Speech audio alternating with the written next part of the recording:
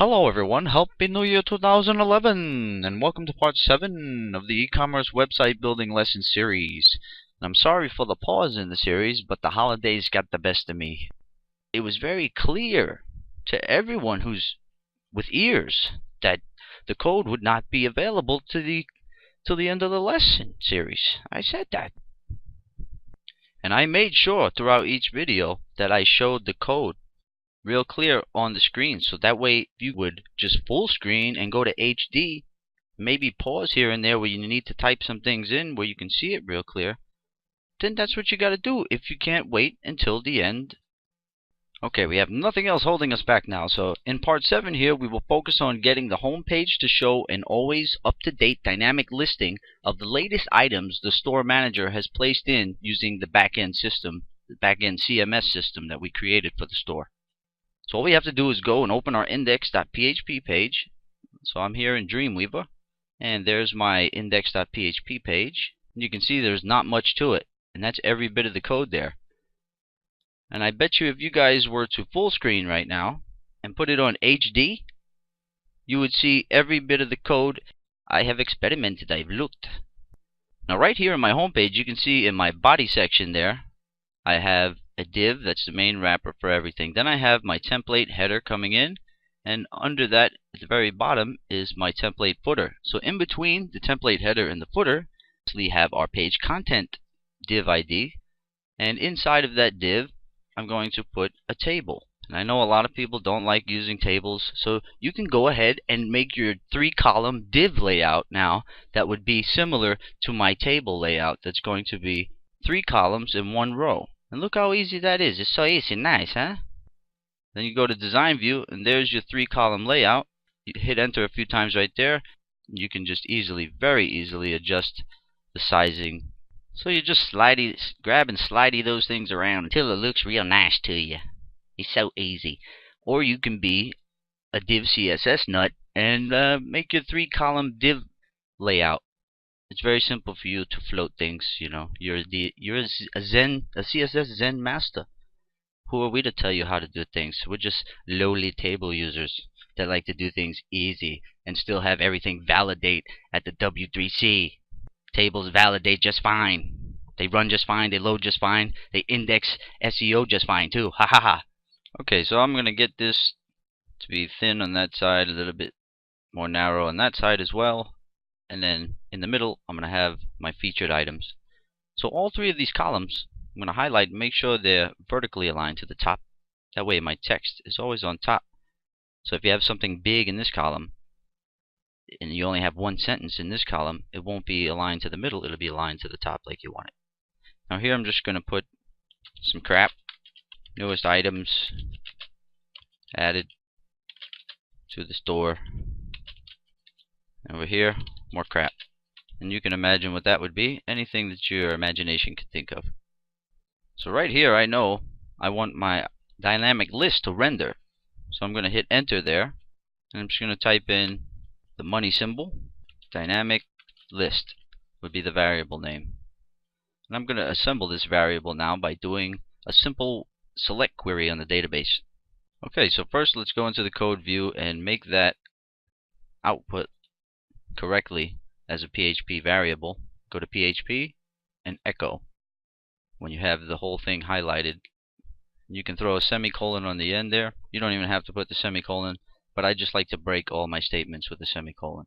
Now all we have to do in the top of the index.php page above the doc type here, press enter, push that down 1 line, have your PHP tab in Dreamweaver and go to add a PHP code block.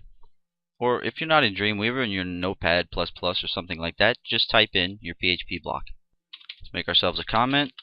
Run a select query to get my latest 6 items. And you can get as many items as you want to dynamically render on your home page. But I'm just going to keep it simple at 6. Now we can go into files that we already have some scripting in, like store admin, I think. And we can go to inventory list, and I believe we can grab one of these queries to make life easy for ourselves. This block grabs the whole list for viewing. That's perfect. That's what we want. But I don't need the PHP block. I just want the code inside of it. And that's on inventory list.php, the block that grabs the whole list for viewing. Back on the index page, right underneath my comment, I'm going to pop in that code. Remove that comment because I already have my comment. And instead of product list, I want this to be dynamic list. So everywhere where it says product list, change it to dynamic list. So the SQL reads, well, first we have to connect to the database. If we don't do that, we're screwed. Let's see what's here.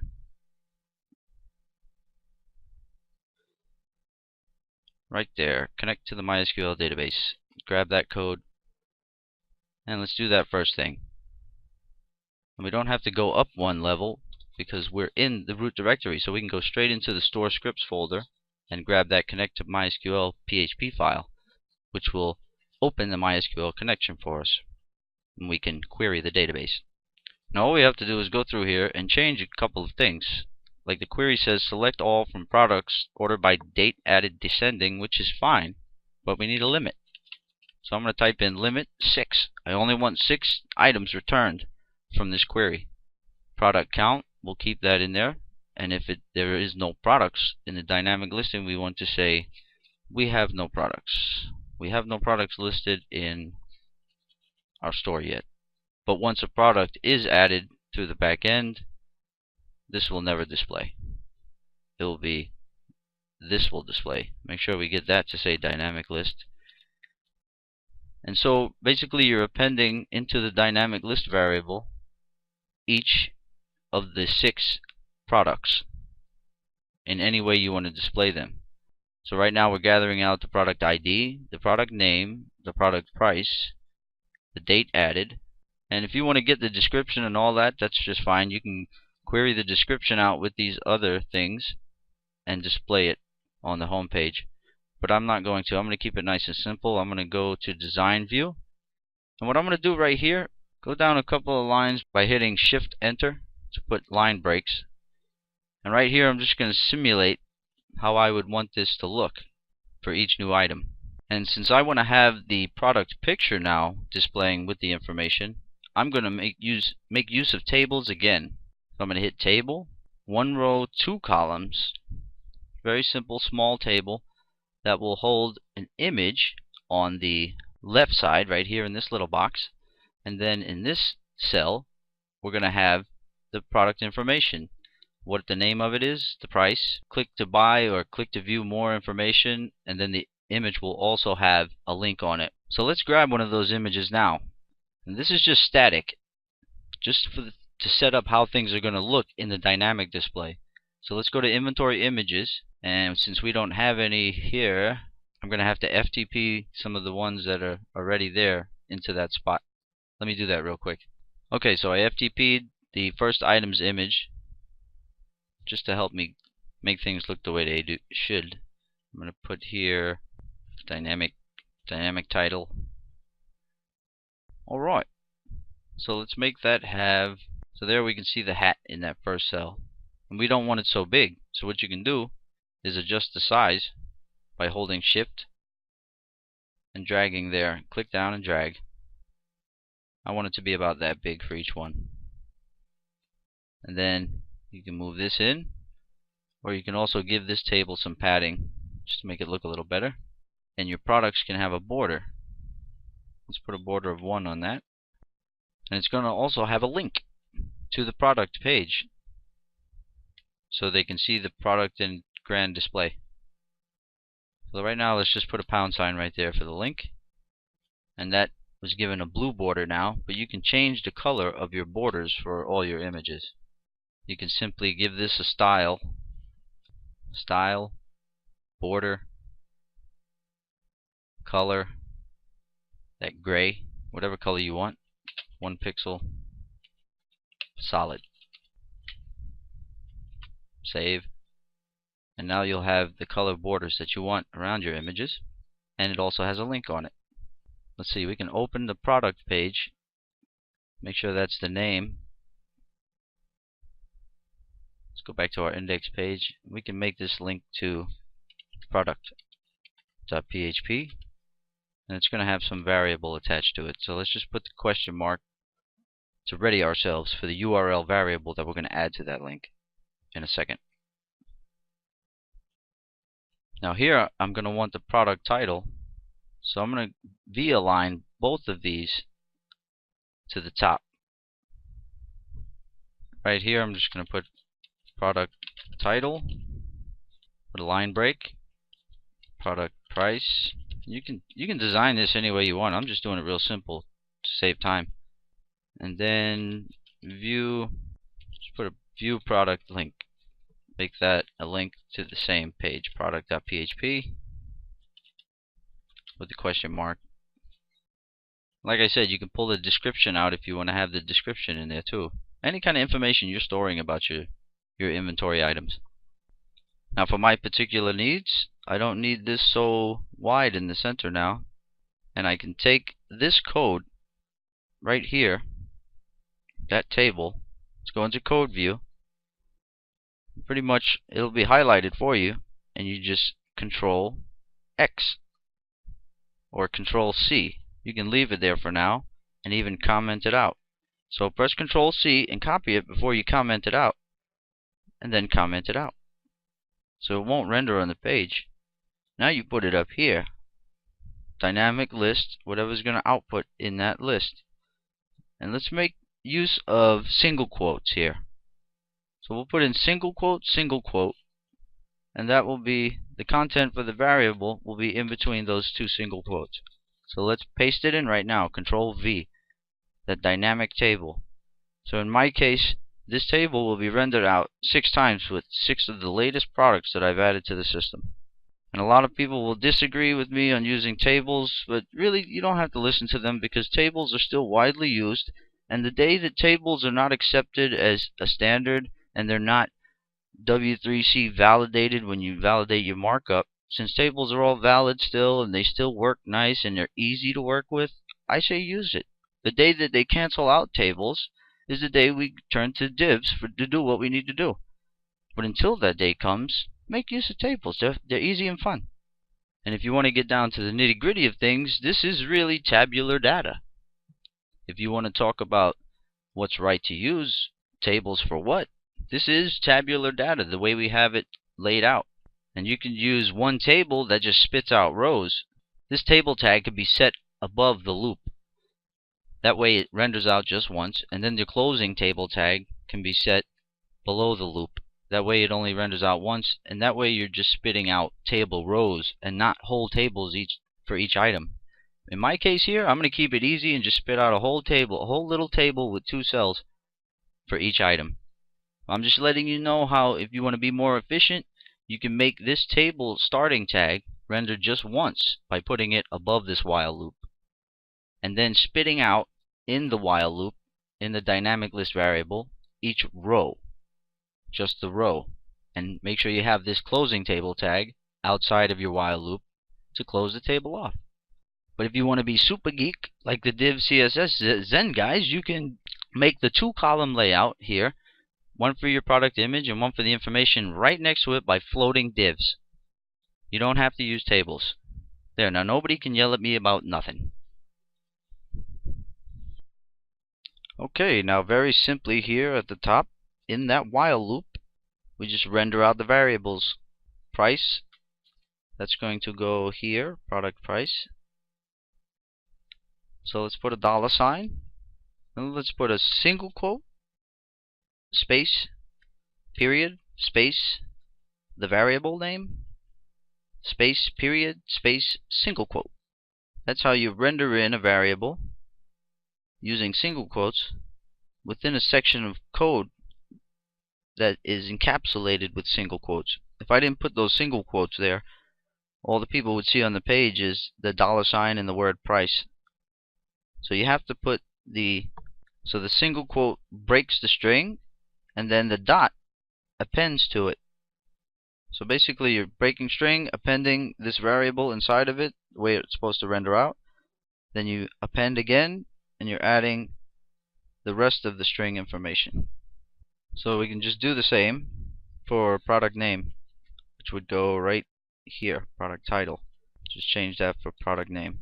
So the product name will render in for each one of the items there. Product price there. Now all we have to do is make sure the ID is output here.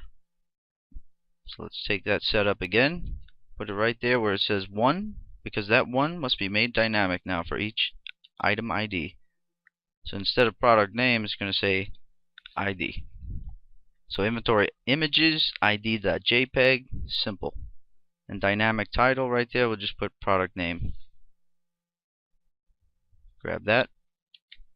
Right there where it says dynamic title in the alt, put product name, and you'll be doing fine.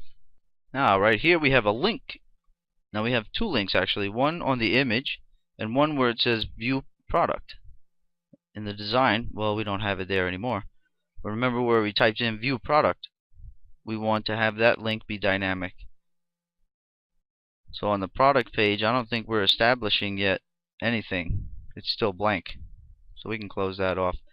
So we can make this variable be whatever we want. Let's just make it ID equals this item's ID. So let's just grab these characters there and place it right after the equal sign. Product.php.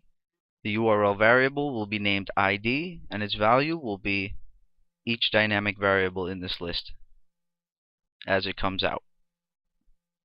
So let's just take that same setup, ID equals, and let's put it right here on this one as well. That way your picture will have the link, the product image, and also the view product or the view product details link will also be active and shoot the person to the product.php page for that product. And at any time after your scripting is done at the top, you can throw this MySQL close function with no arguments and it'll close any open connections. I'm pretty sure using this with no arguments here between the parentheses will close any open connections to your MySQL database. Okay, let's run it. So I'm going to FTP it up to my live online server at adamcorey.com. Okay, so check out my homepage now. And this is live if you want to go see it. Actually online, it's adamcorey.com. This is where I'm just playing around with this tutorial lesson, getting things built. As you can see, I have 6 items coming out dynamically. Each uses a table with a column on the left here to fit the product image and a column on the right to fit the product information and the view products details. So if I was to press this, it would go to product.php ID 1. This one you can see has ID of 3, ID of 4. So they all have a unique ID. You notice that I deleted my item number 2 when doing a tutorial. I think it was part 4 or 5 where I deleted one of my product items, and that was item number 2. So all I have is item 1, and then it skips to item 3, and that is no big deal. I don't need an item number 2 as long as each item has a unique ID in the database. Okay, so we accomplished that task. You know, you just design the page to look the way you want. Bring the information out in any way you want. Or if you want to have a grid layout of all your products, say you don't like this linear layout, you want a grid layout. At Develop PHP, I just did a grid output script lesson here that shows you how to do this kind of grid layout type thing in PHP and MySQL. And there's even a video on it if you click that link where I explain all the code. Alright, so that's going to wrap up part 7, and in part 8 we're going to get the product.php page to display the item in all its grand detail, and that will be the page that has the Buy Now button on it. So that will be part 8.